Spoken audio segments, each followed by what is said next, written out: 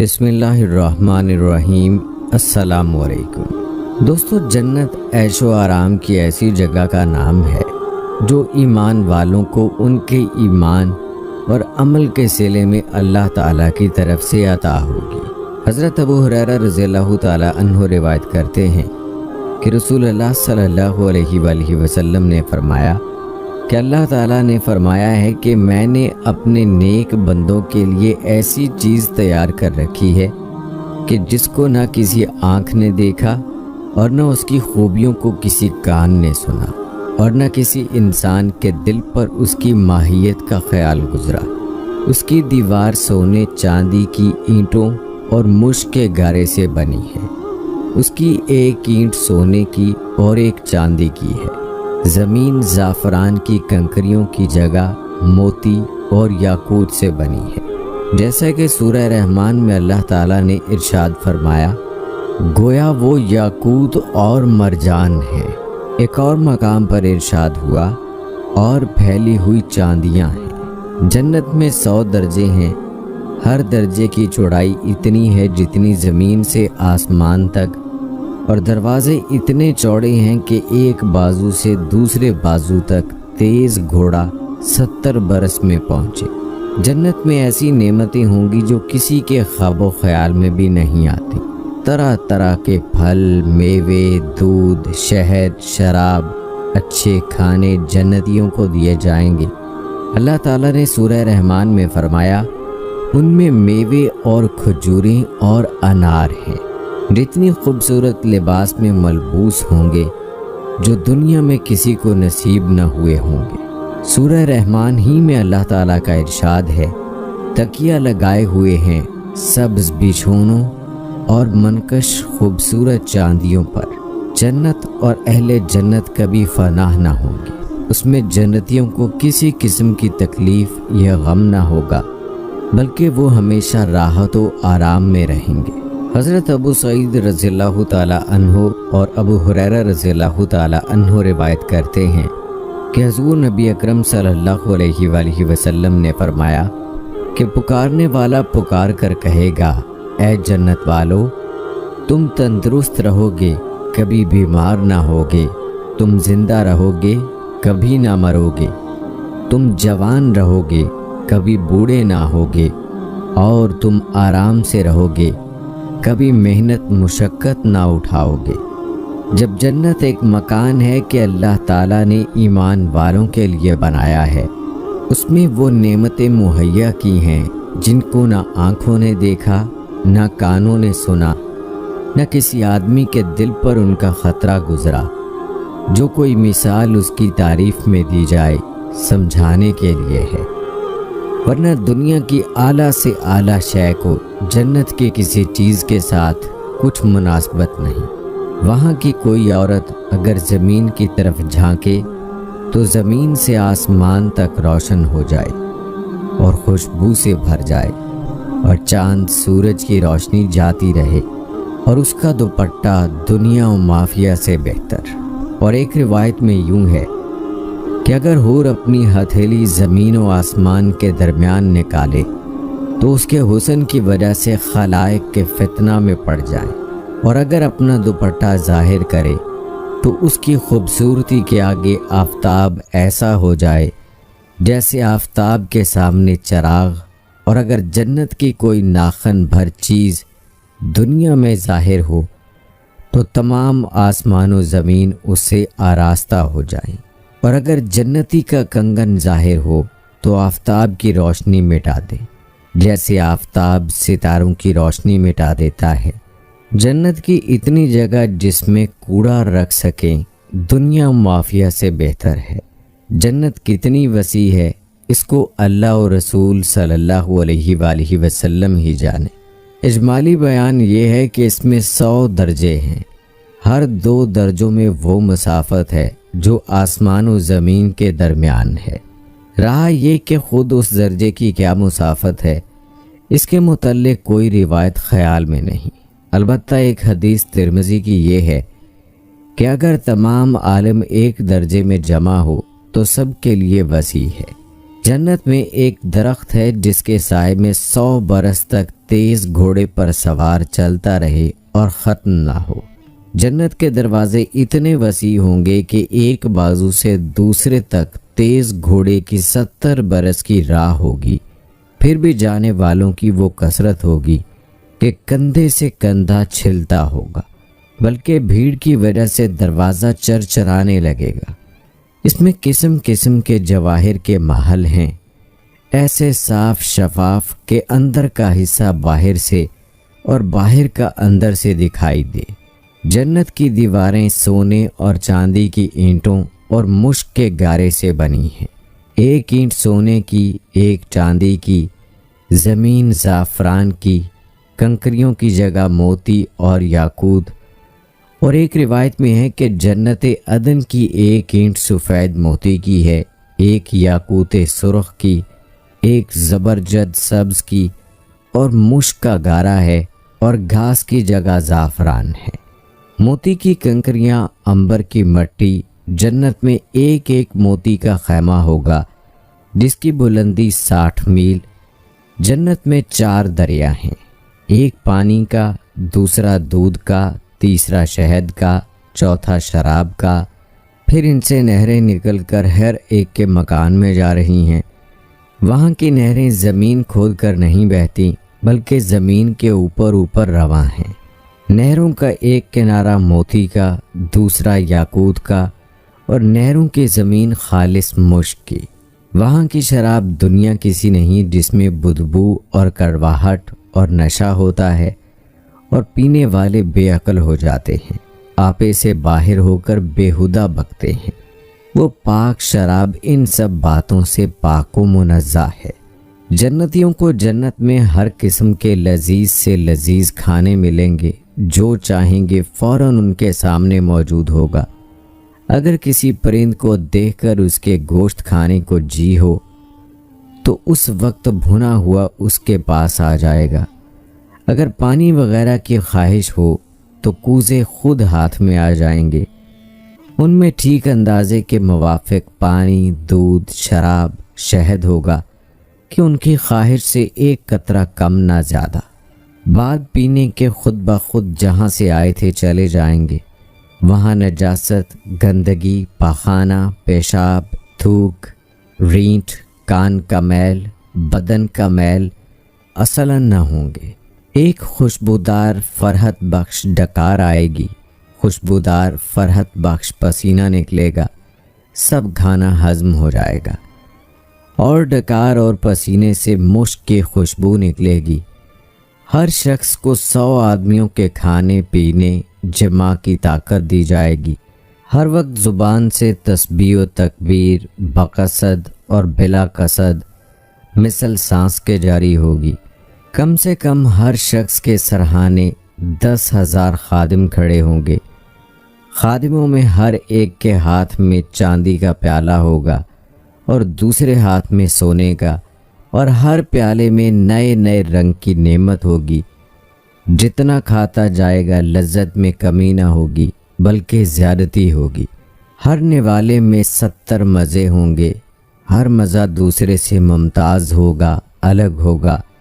وہ معان محسوس ہوں گے، ایک کا احساس دوسرے سے الگ ہوگا۔ جنتیوں کے نہ لباس پرانے پڑیں گے، نہ ان کی جوانی فنا ہوگی۔ پہلا گروہ جو جنت میں جائے گا ان کے چہرے ایسے روشن ہوں گے جیسے 14ویں رات کا چاند، اور دوسرا گروہ جیسے کوئی نہایت روشن ستارہ۔ جنتی سب ایک دل ہوں گے، ان کے آپس میں کوئی اختلاف و بغض نہ ہوگا۔ ان میں ہر ایک کی حورین میں کم سے کم 2 بیویاں ایسی ملیں گی کہ 70 جوڑے پہنے ہوں گی، پھر بھی ان لباسوں اور گوشت کے باہر سے ان کی پنڈلیوں کا مغز دکھائی دے گا، جیسے سفید شیشے میں شراب سرخ دکھائی دیتی ہے۔ اور یہ اس وجہ سے کہ اللہ عز و جل نے انہیں یاقوت سے تشبیہ دی، اور یاقوت میں سوراخ کر کے اگر ڈورا ڈالا جائے تو ضرور باہر سے دکھائی دے گا۔ آدمی اپنے چہرے کو اس کے رخسار میں آئینے سے بھی زیادہ صاف دکھائی دے گا، اور اس پر ادنا درجے کا جو موتی ہوگا وہ ایسا ہوگا کہ مشرق سے مغرب تک روشن کر دے۔ اور ایک روایت میں ہے کہ مرد اپنا ہاتھ اس کے شانوں کے درمیان رکھے گا تو سینے کی طرف سے کپڑے اور جلد اور گوشت کے باہر سے دکھائی دے گا۔ اگر جنت کا کپڑا دنیا میں پہنا جائے تو جو دیکھے بے ہوش ہو جائے اور لوگوں کی نگاہیں اس کا تحمل نہ کر سکیں۔ مرد جب اس کے پاس جائے گا اسے ہر بار کنوارا پائے گا، مگر اس کی وجہ سے مرد و عورت کسی کو کوئی تکلیف نہ ہوگی۔ اگر کوئی حور سمندر میں تھوک دے تو اس کے تھوک کی شیرینی کی وجہ سے سمندر شیریں ہو جائے۔ اور ایک روایت کہ اگر جنت کی عورت 7 سمندروں میں تھوکے تو وہ شہد سے زیادہ شیریں ہو جائیں۔ جب کوئی بندہ جنت میں جائے گا تو اس کے سرہانے اور پائنتی 2 حوریں نہایت اچھی آواز سے گائیں گی، مگر ان کا گانا یہ شیطانی نہیں بلکہ اللہ عز و جل کی حمد و پاکی ہوگا۔ وہ ایسی خوش گلوں ہوں گی کہ مخلوق نے ویسی آواز کبھی نہ سنی ہوگی، اور یہ بھی گائیں گی کہ ہم ہمیشہ رہنے والیاں ہیں، کبھی نہ مریں گی، ہم چین والیاں ہیں، کبھی تکلیف میں نہ پڑیں گی، ہم راضی ہیں، ناراض نہ ہوں گے۔ مبارکباد اس کے لیے جو ہمارا ہے اور ہم اس کے ہیں۔ سر کے بال اور پلکوں اور بھوؤں کے سوا جنتی کے بدن پر کہیں بال نہ ہوں گے، سب بے ریش ہوں گے، سرمغی آنکھیں، 30 برس کی عمر کے معلوم ہوں گے، کبھی اس سے زیادہ معلوم نہ ہوں گے۔ ادنا جنتی کے لیے 80,000 خادم اور 72 بیبیاں ہوں گی، اور ان کو ایسے تاج ملیں گے کہ اس میں ادنا موتی مشرق و مغرب کے درمیان روشن کر دے۔ اور اگر مسلمان اولاد کی خواہش کرے تو اس کا حمل اور وضع پوری عمر یعنی 30 سال کی خواہش کرتے ہی ایک ساتھ میں ہو جائے گی۔ جنت میں نیند نہیں کہ نیند ایک قسم کی موت ہے، اور جنت میں موت نہیں۔ جنتی جب جنت میں جائیں گے ہر ایک اپنے اعمال کی مقدار سے مرتبہ پائے گا، اور اس کے فضل کی حد نہیں۔ پھر انہیں دنیا کی 1 ہفتے کی مقدار کے بعد اجازت دی جائے گی کہ اپنے پروردگار عز و جل کی زیارت کریں، اور عرش الہی ظاہر ہوگا، اور اللہ تعالیٰ جنت کے باغوں میں سے ایک باغ میں تجلی فرمائے گا، اور ان جنتیوں کے لیے ممبر بچھائے جائیں گے، نور کے ممبر، موتی کے ممبر، یاقوت کے ممبر، زبرجد کے ممبر، سونے کے ممبر، چاندی کے ممبر، اور ان میں ادنا مشک و کافور کے ٹیلے پر بیٹھے گا، اور ان میں ادنا کوئی نہیں۔ اپنے گمان میں کرسی والوں کو کچھ اپنے سے بڑھ کر نہ سمجھیں گے، اور خدا کا دیدار ایسا صاف ہوگا جیسے آفتاب اور 14ویں رات کے چاند کو ہر ایک اپنی اپنی جگہ سے دیکھتا ہے، کہ ایک کا دیکھنا دوسرے کے لیے معنی نہیں، یعنی کوئی رکاوٹ نہیں۔ اور اللہ عز و جل ہر ایک پر تجلی فرمائے گا، ان میں سے کسی کو فرمائے گا، اے فلاں بن فلاں، تجھے یاد ہے جس دن تو نے ایسا ایسا کیا تھا؟ دنیا کے بعض معاصی یاد دلائے گا۔ بندہ عرض کرے گا، تو اے رب کیا تو نے مجھے بخش نہ دیا؟ فرمائے گا، ہاں، میری مغفرت کی وسعت ہی کی وجہ سے تو اس مرتبے کو پہنچا۔ وہ سب اسی حالت میں ہوں گے کہ ابر چھائے گا اور ان پر خوشبو برسائے گا کہ اس کی سی خوشبو ان لوگوں نے کبھی نہ پائی تھی۔ اور اللہ عز و جل فرمائے گا کہ جاؤ اس کی طرف جو میں نے تمہارے لیے عزت تیار کر رکھی ہے، جو چاہو لو۔ پھر لوگ ایک بازار میں جائیں گے جسے ملائکہ گھیرے ہوئے ہیں، اس میں وہ چیزیں ہوں گی کہ ان کی مثل نہ آنکھوں نے دیکھی، نہ کانوں نے سنی، نہ قلوب پر ان کا خطرہ گزرا۔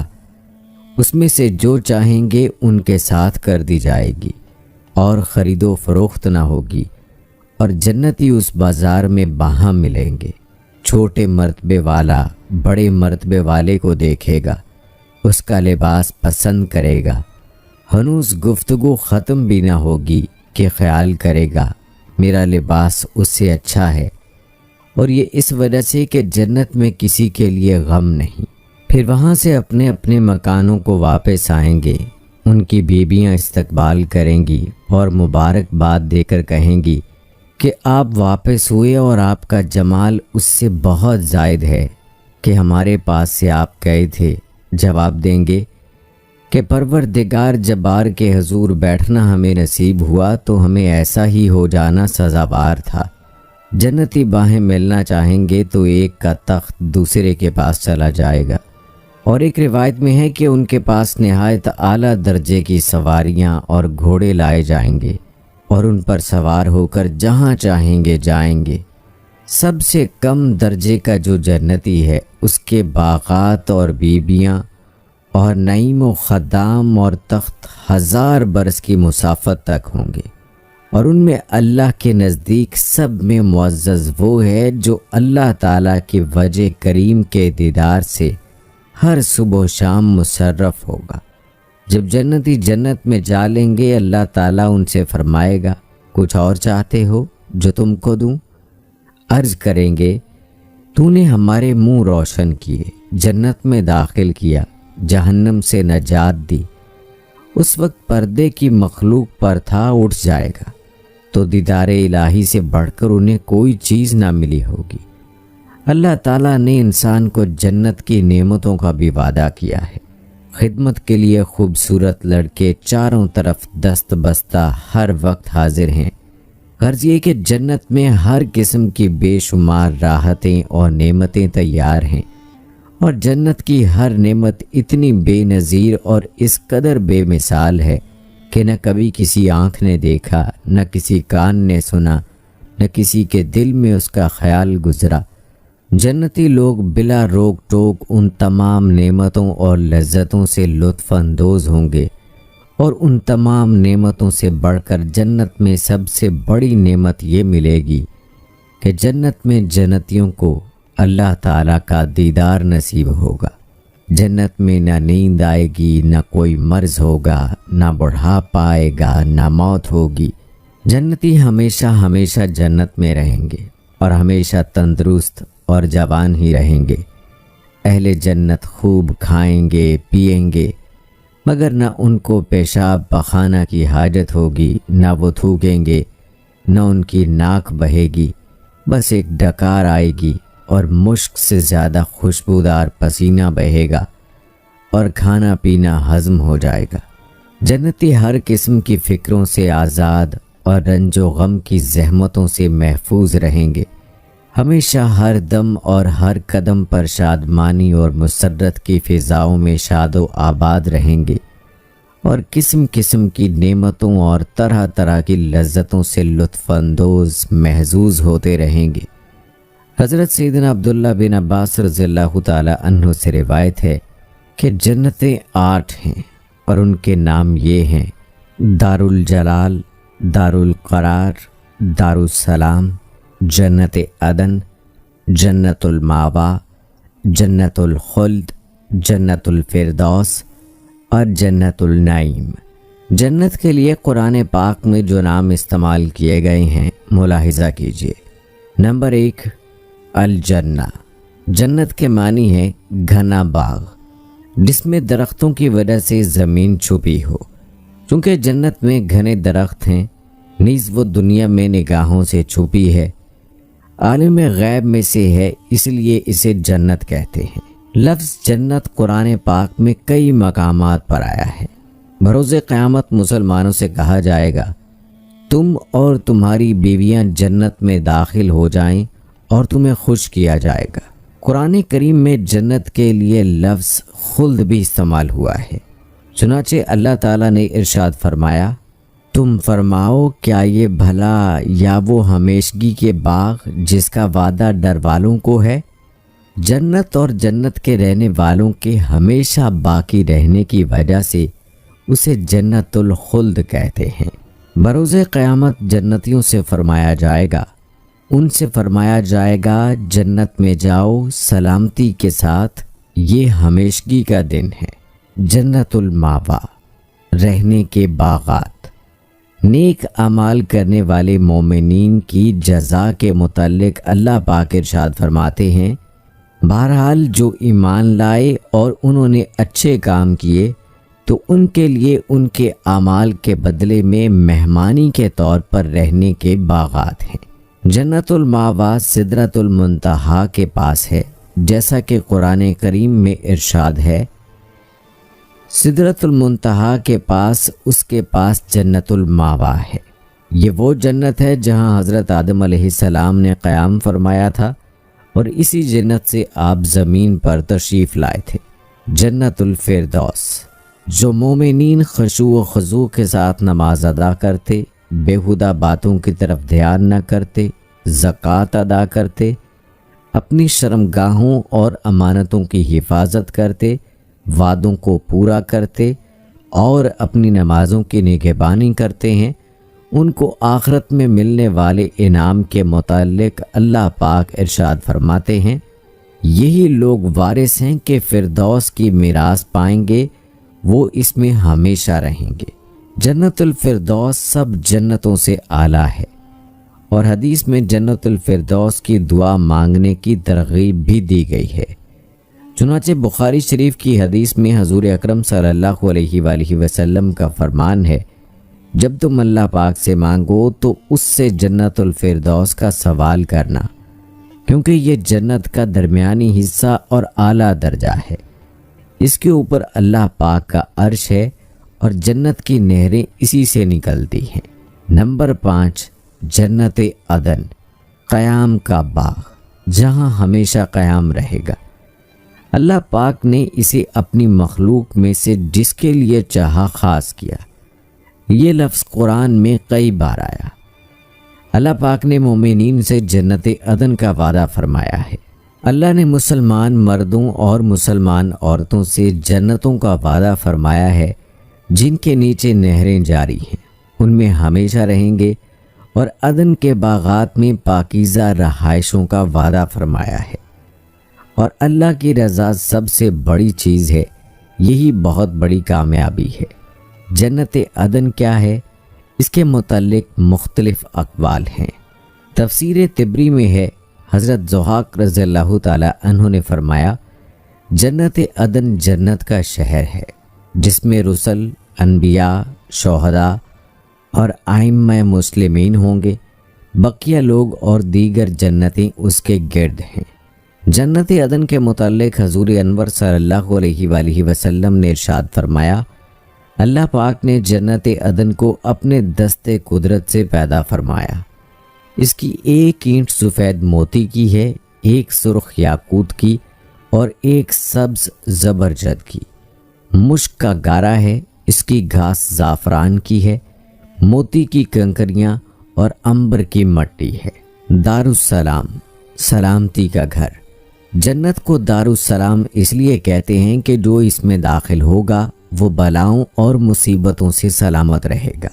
दुनिया की नापायदारी बयान करने के बाद अल्लाह पाक ने लोगों को सलामती के घर यानी जन्नत की यूं दावत दी और अल्लाह सलामती के घर की तरफ पुकारता है। हज़रत कतादा रज़ियल्लाहु ताला अन्हु ने कहा कि दारुस्सलाम जन्नत है, ये अल्लाह का कमाल रहमत व करम के अपने बंदों को जन्नत की दावत दी। ये वो जन्नत है जिसे अल्लाह पाक ने अपने औलिया के लिए तैयार किया है।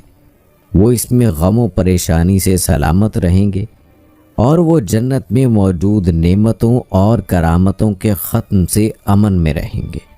जन्नतुल नईम, जन्नती जन्नत में जाने के बाद यूं अल्लाह पाक की हमद बयान करेंगे, वो जिसने हमें अपने फजल से हमेशा ठहरने के घर में उतारा, हमें इसमें ना कोई तकलीफ़ पहुँचेगी और न हमें इसमें कोई थकावट छुएगी। दारुल आखिरा, जन्नत की ज़िंदगी हकीकी, सच्ची और हमेशा की ज़िंदगी है। अल्लाह फरमाता है, और बेशक आखिरत का घर ज़रूर वही सच्ची ज़िंदगी है। अल्लामा मोहम्मद बिन अब्दुल्ला बिन अबी ज़मनीन मालिकी रहमहुल्लाह फरमाते हैं, आखिरत के घर से मुराद जन्नत है। अल मकामुल अमीन, अमन की जगह, यानी मौत, जन्नत से निकलने और हर किस्म की मुसीबत और परेशानी से अमन व सलामती का मकाम।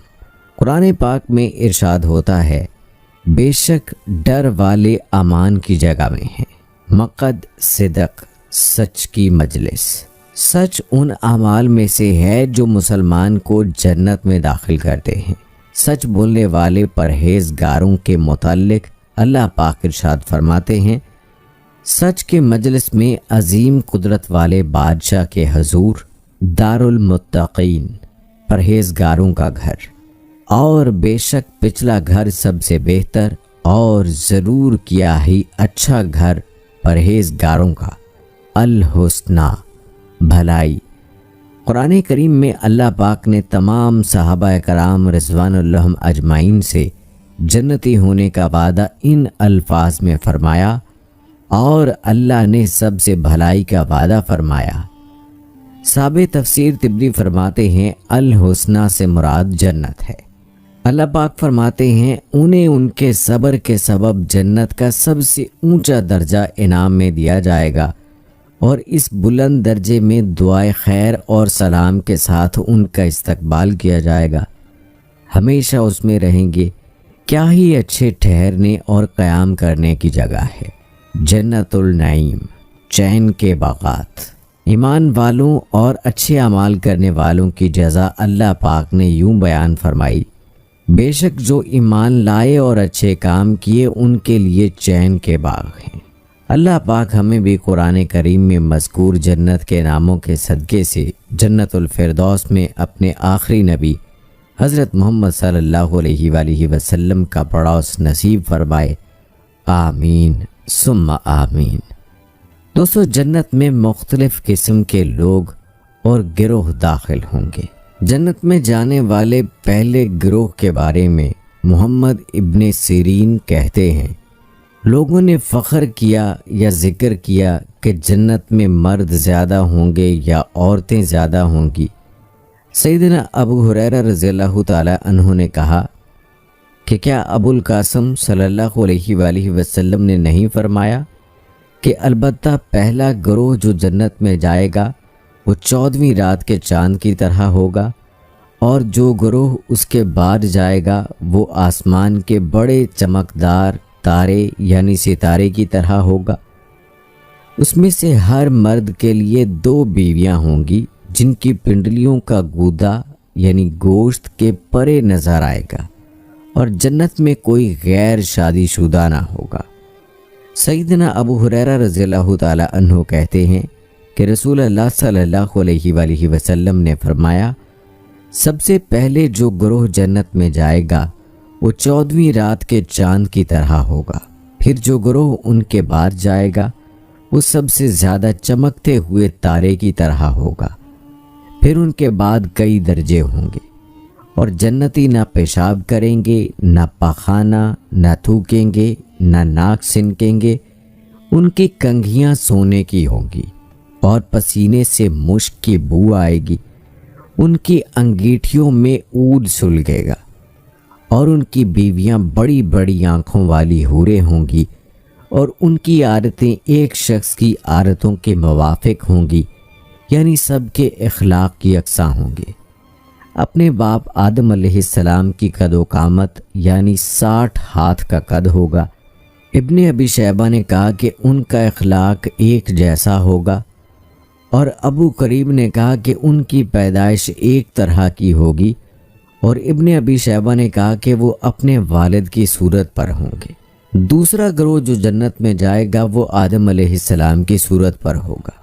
سیدنا ابو ہریرہ رضی اللہ تعالی عنہ کہتے ہیں کہ رسول اللہ صلی اللہ علیہ وآلہ وسلم نے فرمایا، اللہ تعالیٰ نے سیدنا آدم علیہ السلام کو اپنی صورت پر بنایا، اور ان کا قد 60 ہاتھ کا ہوگا۔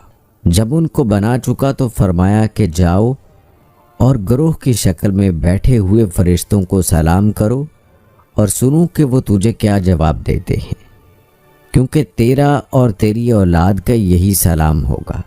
سیدنا آدم علیہ السلام گئے اور کہا کہ السلام علیکم۔ فرشتوں نے جواب میں کہا کہ السلام علیکم ورحمۃ اللہ، یعنی ورحمۃ اللہ بڑھا دیا۔ سو جو کوئی بہشت میں جائے گا وہ آدم علیہ السلام کی صورت پر ہوگا، یعنی 60 ہاتھ کا لمبا۔ نبی کریم صلی اللہ علیہ وآلہ وسلم نے فرمایا کہ آدم علیہ السلام 60 ہاتھ کے تھے، پھر ان کے بعد لوگوں کے قد اب تک گھٹتے گئے۔ نمبر 3، کچھ قومیں جنت میں ایسی حالت میں جائیں گی کہ ان کے دل پرندوں کے دلوں جیسے ہوں گے۔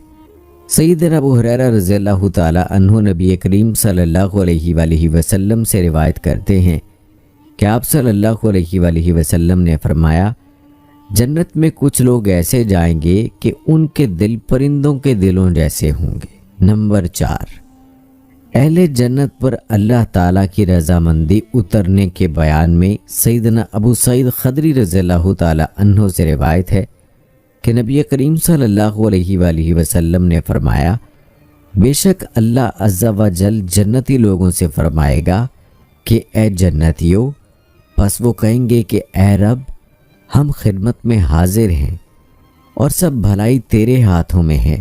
اللہ تعالیٰ فرمائے گا کہ کیا تم راضی ہوئے؟ وہ کہیں گے کہ ہم کیسے راضی نہ ہوں گے، ہمیں تو نے وہ دیا کہ اتنا اپنی مخلوق میں سے کسی کو نہیں دیا۔ اللہ تعالیٰ فرمائے گا کہ کیا میں تمہیں اس سے بھی کوئی عمدہ چیز دوں؟ وہ عرض کریں گے کہ اے رب، اس سے عمدہ کون سی چیز ہے؟ اللہ تعالیٰ فرمائے گا کہ میں نے تم پر اپنی رضامندی اتار دی اور اب میں اس کے بعد کبھی تم پر غصہ نہ ہوں گا۔ نمبر 5، اہل جنت کا بالا خانوں والوں کو دیکھنا۔ سیدنا ابو سعید خدری رضی اللہ تعالی عنہ سے روایت ہے کہ رسول اللہ صلی اللہ علیہ وسلم